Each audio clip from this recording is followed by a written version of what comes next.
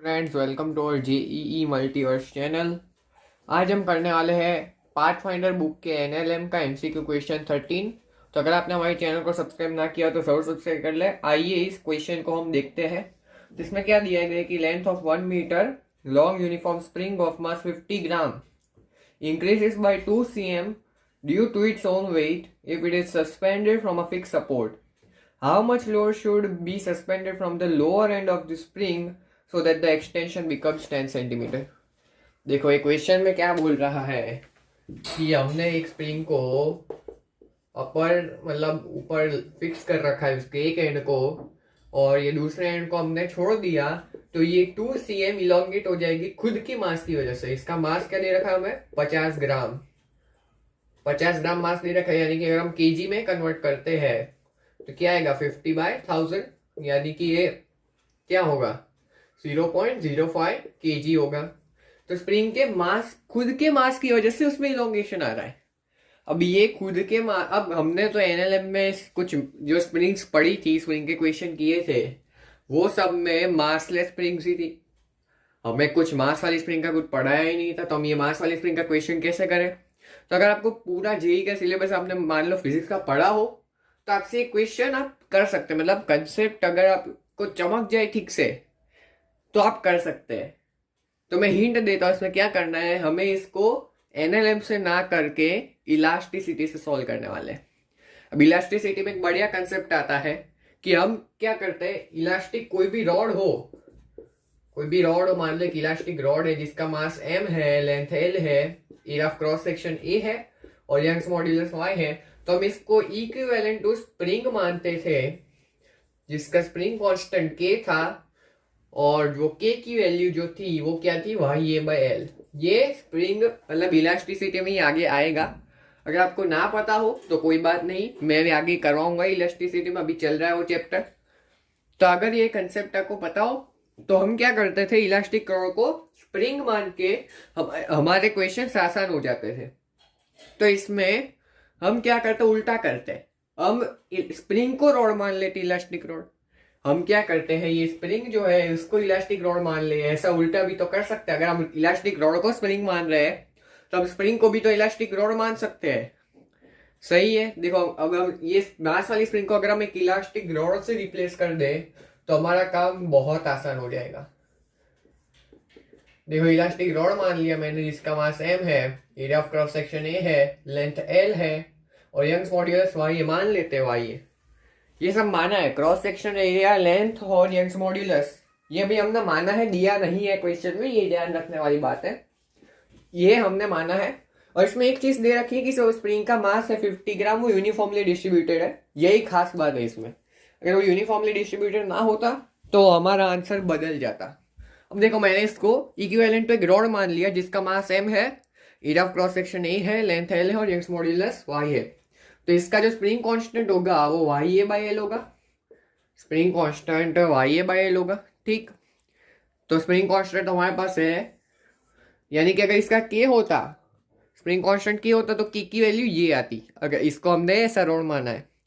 अब इसका इलोंगेशन हमें पता है। अगर कोई इलास्टिक रॉड हो और उसमें m मास इवनली डिस्ट्रीब्यूटेड हो, यानी कि यूनिफॉर्मली डिस्ट्रीब्यूटेड हो, और उसका area of cross sectional, length, Young's modulus और एरिया हमें पता हो, तो उसका इलोंगेशन जो होता है, नेट इलोंगेशन पूरे रॉड में, उसका एक्सप्रेशन क्या होता है? Delta equal to mgl/2ay।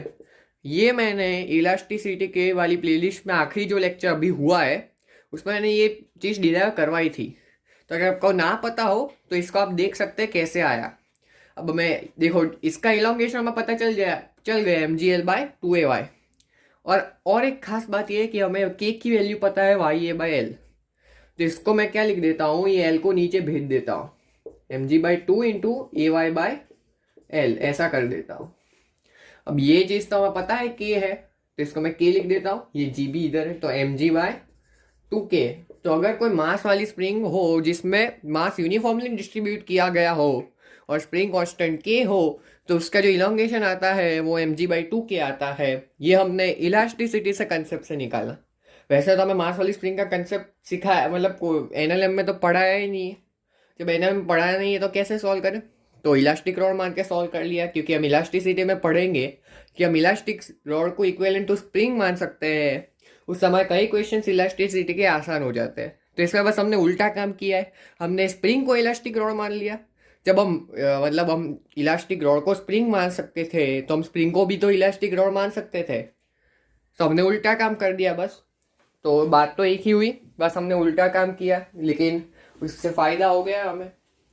तो अब हमारे पास mg/2k है, और जो ये एक्सटेंशन है वो उसके खुद के मास की वजह से, ये जो mg/2k आया है वो उसके खुद के मास की वजह से है। और खुद के मास की वजह से हमें एक्सटेंशन तो पता है, क्वेश्चन में दिया है।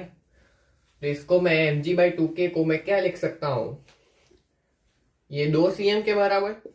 तो mg/2k इक्वल टू 2 cm, यानी कि कितने मीटर, 0.02 मीटर्स। तो देखो m पता है हमें, g भी पता है, 2 तो पता ही है, वो तो 2 तो सबको पता ही होता है। तो इधर से हमें k मिल जाएगा। देखो ये मीटर मैं नहीं लिख रहा, वरना कोई m से इक्वेट कर देगा, उसको कंफ्यूजन हो जाएगा m और मीटर वाले सिंबल में। इसलिए 0.02 है, तो k की वैल्यू क्या आएगी, mg/0.04। मास क्या है 0.05 kg, तो 0.05 इंटू 10/0.04, यानी कि 5/4 इंटू 10, यानी कि 50/4, यानी कि 25/2। तो ये जो स्प्रिंग है उसका जो k है, मतलब स्प्रिंग कांस्टेंट, वो 25/2 न्यूटन पर मीटर है, वो हमने निकाल लिया। और इसका बहुत यूज आने वाला है अभी क्वेश्चन में। तो अभी आगे सॉल्व करते हैं। देखो आगे इसको एक मिनट दूसरी तरफ मिटा देता हूं मैं। देखो अब इसको सॉल्व करते हैं, 1 मिनट। हाँ अब ठीक है। तो इस क्वेश्चन को अब आगे सॉल्व करते हैं। अब हमने क्या किया, ये स्प्रिंग पे हमने एक मास m लटका दिया, जिससे क्या होगा, इसका टोटल स्प्रिंग का टोटल इलोंगेशन, एक तो उसके खुद की मास की वजह से और ये एडिशनल मास m की वजह से जो टोटल इलोंगेशन आएगा वो 10 cm आ जाता है। तो हमें m की वैल्यू पूछी है। हाँ तो अब क्या होगा, देखो अब वापिस से हम इसको रॉड मान लेते हैं। रॉड तो हमने माना ही था पहले, वापिस मान लेते हैं। रॉड से ही हमने सॉल्व किया इस क्वेश्चन को, तो इसको वापिस एक रॉड मान लो, इलास्टिक रॉड। और हमें के तो पता ही है 25/2, और वाई ए एल मान लो, और मास दिया है। अब ऐसे सिचुएशन में क्या होगा, अगर मैंने इस ऐसा था अभी पहले इनिशियली ऐसा था, अब मैंने इसमें मास m लगा दिया, तो इसमें क्या होगा, जो रॉड है उसके हर एक क्रॉस सेक्शन पे जो टेंशन था उसमें mg का इंक्रीमेंट आ जाएगा। कैसे, देखो मैं 2 डायग्राम से समझाऊंगा कंपेयर करके। पहले ऐसा था और बाद में कुछ ऐसा हो गया। मास पर यूनिट लेंथ मान लो अभी लैम्बडा, अभी के लिए समझाने के लिए मैं बता रहा हूँ, मास पर यूनिट लेंथ ये इलास्टिक रॉड का लैम्बडा है। तो अब देखो मैं इधर से x डिस्टेंस पे एक क्रॉस सेक्शन लेता हूँ, तो यहाँ का टेंशन निकालना है। तो इधर मान लो ऊपर t लग रहा है, तो ये पूरे की एफबीडी बनाओ, नीचे वाले पोर्शन की जो ये टेंशन होगा वो नीचे वाले पोर्शन के mg को बैलेंस कर रहा होगा। तो अगर हम देखें इधर, तो ऊपर टेंशन लग रहा है और नीचे ये ऊपर नीचे वाला पोर्शन है उसका मास लग रहा है। तो उसका मास क्या होगा mg, और मास क्या है, मास per unit length into length, यानी कि लैम्बडा इंटू एक्स, तो लैम्बडा एक्स इंटू जी। तो अभी टेंशन x डिस्टेंस पे ऊपर पहले क्या था, लैम्बडा जी एक्स था। अब इस केस में देखते हैं, इधर मास है, अब वापस से हम x डिस्टेंस ऊपर क्रॉस सेक्शन लेते हैं। अब इस पे वापस से टेंशन निकालते हैं, तो ये जो टेंशन होगा वो नीचे जितना भी मास है उसको, उसके वेट को बैलेंस कर रहा होगा। तो अब नीचे कितना मास है, ये नीचे वाला पोर्शन मान लो, रुको इसको मिटा देता हूँ, समझाता हूँ। ये अब नीचे वाला पोर्शन है, ऐसा कुछ है, ये इधर m है, इसका लेंथ x है, और ऊपर टेंशन t डैश मान लो। अब t डैश हो गया टेंशन, तो अब t डैश क्या होगा, मास पर यूनिट लेंथ तो लैम्बडा ही रहेगा, तो t डैश क्या होगा, m, एक तो ये रोप के मास को बैलेंस करेगा ही, और ये m ब्लॉक, m मास जो ब्लॉक है जिसका मास m है उसको भी वेट को बैलेंस करेगा। तो उसका mg है था, और ये रोप का है लैम्बडा xg। तो देखो पहले अकेला लैम्बडा xg था, अब इधर mg ऐड हो गया, और होना भी चाहिए क्योंकि हर एक क्रॉस सेक्शन के लिए नीचे एक mg का वेट को बैलेंस करना आ गया। अब mg के वेट को भी एक्स्ट्रा बैलेंस करना पड़ेगा हर एक क्रॉस सेक्शन के लिए, क्योंकि हर एक क्रॉस सेक्शन के लिए नीचे तो मास m आएगा ही।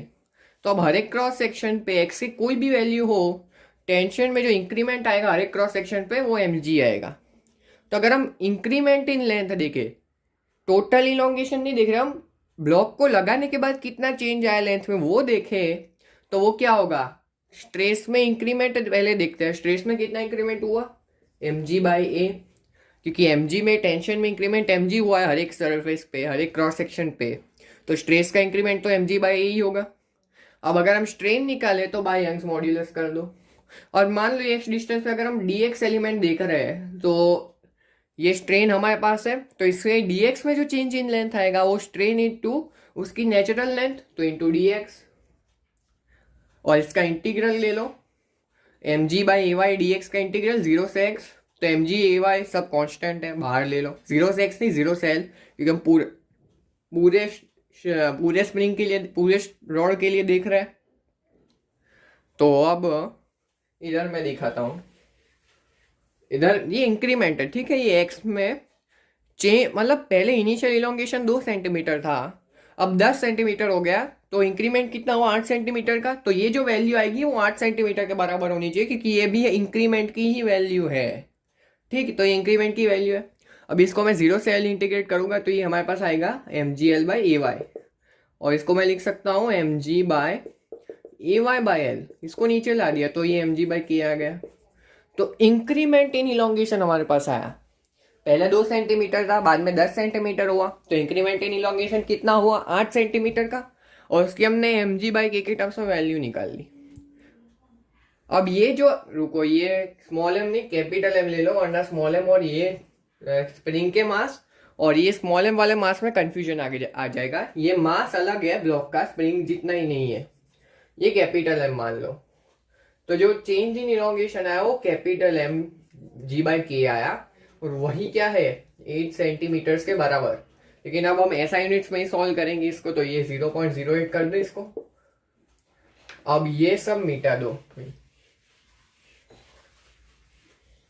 देखो इलोंगेशन जो मतलब चेंज इन इलोंगेशन, यानी कि इलोंगेशन में भी जो इंक्रीमेंट आया था वो ब्लॉक के वेट अपॉन के बराबर है। ये जो ब्लॉक लगा है उसका मास m है, जो हमें नहीं पता, तो उसके वेट बाय के बराबर उसका इंक्रीमेंट आया। और पहले इलोंगेशन 2 सेंटीमीटर था उसके खुद की वेट की वजह से, बाद में 10 सेंटीमीटर हो गया क्योंकि हमने कैपिटल M मास लगा दिया, तो चेंज इन इंक्रीमेंट कितना आया 8 सेंटीमीटर, उसको मैंने 0.08 लिख दिया। और change in increment in terms of capital M भी हमने निकाल लिया mg/k, तो बस अब इक्वेट करने रह गया। तो mg/k की वैल्यू क्या थी 25/2, 2 को ऊपर लिख दिया, ये 8/100, तो ये 25 से 4 गया, ये 4 से 4 ये गया, तो m क्या आया 1/g, यानी कि 1/10, यानी कि 0.1 kg।